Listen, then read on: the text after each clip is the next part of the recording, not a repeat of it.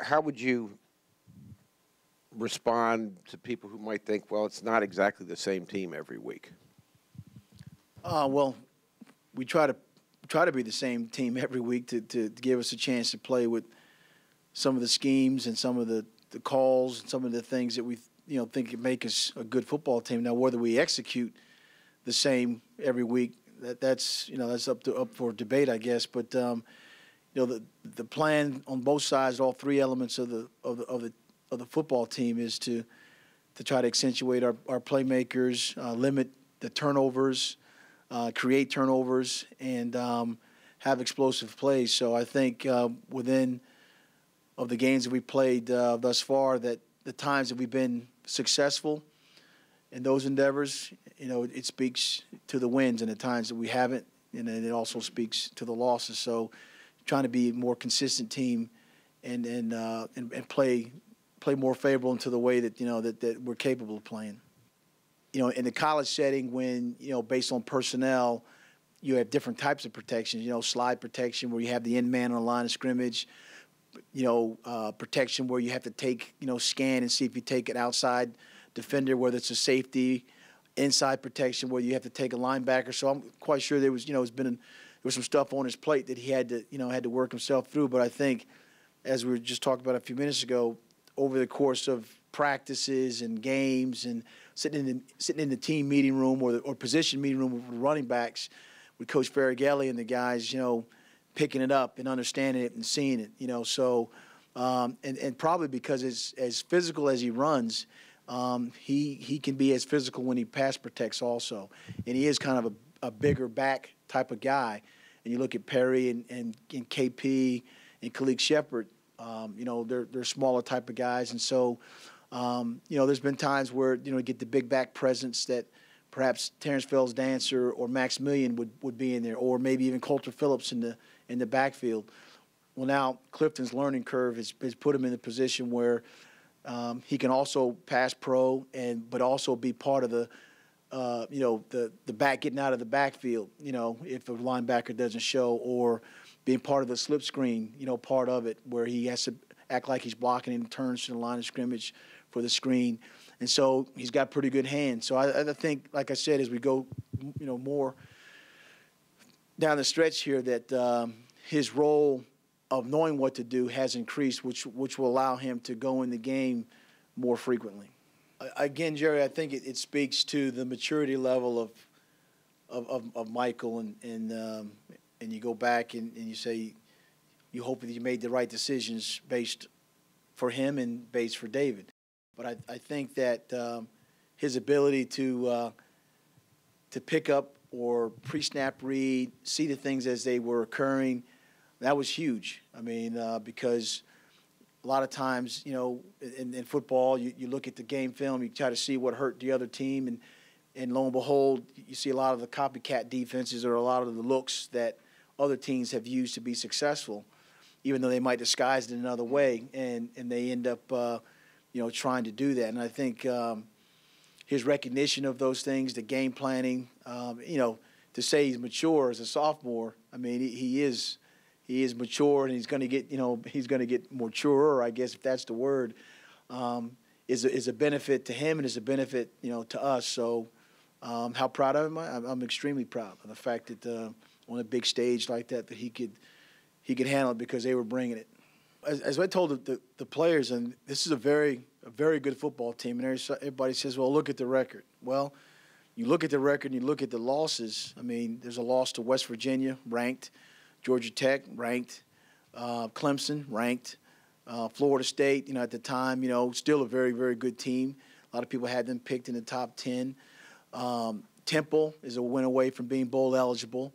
And then, this past game with all the inclement weather and everything, Boston College got on them early, but they came back. They beat Miami, and then they beat, an FCS team, Townsend, who's, I think they're 6-2, whatever, right now. So it's a very talented team, very skillful team.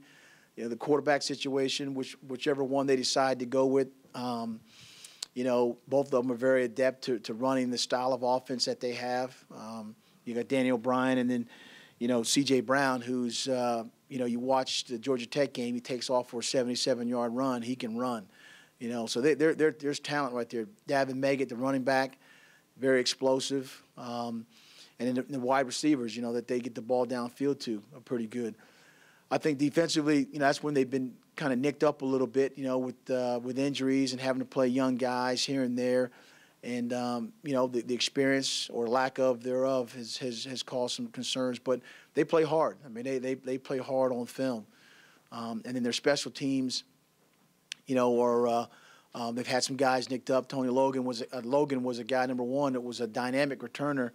And haven't seen him for the last couple of games. I don't know if it's injury situation or whatever it is. But, they're a fast, athletic team. And you see that they were in a lot of the games that they lost, halftime or whatever it might be. But this is an explosive team. That's a good team, and to look at the record and just say, well, they're 2-6 is not indicative of the type of talent that they have.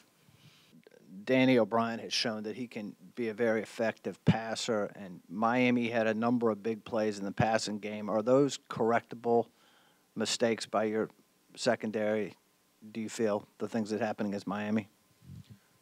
Well, things that happened against Miami, I think that part of that was 6'5" versus 5'10" and 5'11", and there were a couple shots there that that Streeter went up and just made one of those off the rim type of grabs. There's some things you do defensively about playing through the hands and teaching disruptive techniques that obviously any corner 5'10", 6 foot, 6'2" corner would have to do and have to make. So we got to be better at that. But a couple of the throws, the one that he threw over Chase Minifield, Chase has got one of the better vertical leaps on our team. I mean, it was a perfect throw that it was going to be thrown out of bounds or Streeter was going to make the catch, and he made an unbelievable catch. So we tie in that part of the pass defense also to the pass rushers. I mean, it's not just one position. It's other positions that are tied into a successful pass defense. Well, when you're a corner, I mean, part of the hazardous duty you have is every corner is going to get the ball thrown deep and have to defend deep balls. He has played. It's been 8 games now, and he's played at least 60 plus reps in each game. So there's a lot of reps where he's got 2 interceptions. There are a lot of reps where he's been involved in a couple pass breakups and tackles. His confidence is one that you got to have a short memory as a corner. When the ball gets thrown deep on you, because if you don't, then you're always worried about the next play, and the next play could be the next big play again.